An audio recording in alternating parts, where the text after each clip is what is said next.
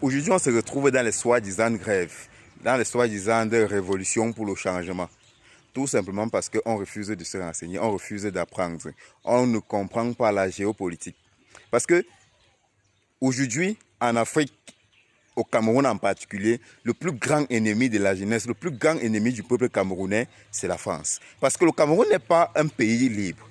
Nous sommes une colonie française. Ce qui fait que nous sommes dans l'incapacité de faire, de réaliser certaines choses ou de faire certaines réformes dans le pays. Mais nous voyons des jeunes aujourd'hui, des gens illettrés, qui ont des bacs plus, des doctorats, des professorats, en train de bavarder, de raconter des bêtises qui n'ont même pas de sens, sans savoir que peu importe ce qu'on veut, peu importe le changement qu'on veut, le linge sale se lave en famille. La première chose à faire, c'est d'abord de chasser la France.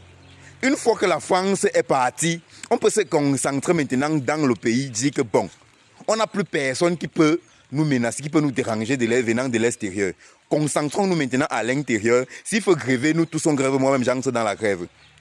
On ne peut pas gréver, on ne peut pas demander à ce qu'il y ait un changement quelconque, tout en sachant que nous avons une position délicate.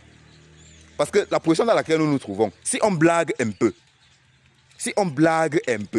le peu d'accord que le président Paul Biya a réussi à annuler, la France va les renouveler. Il suffit juste que le prochain président qui va s'asseoir là-bas, qu'il soit un pantin de la France, et c'est mort pour nous. C'est mort pour nous. Et nous les Camerounais, nous, surtout les jeunes, on refuse de se renseigner. Nous sommes là juste pour le suivisme.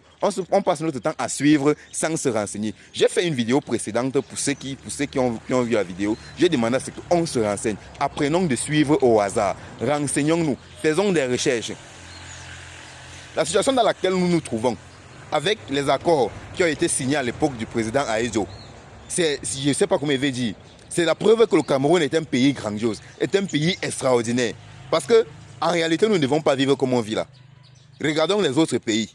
Regardez vous-même le Burkina Faso. Quand le président Ibrahim Traoré prend le pouvoir, la première des choses qu'il fait, c'est quoi? C'est chasser la France. Une fois qu'il a chassé la France, il s'est maintenant concentré sur la construction du pays. Est-ce que chez nous, c'est le cas? Qui connaît même l'impact que la France a sur nous?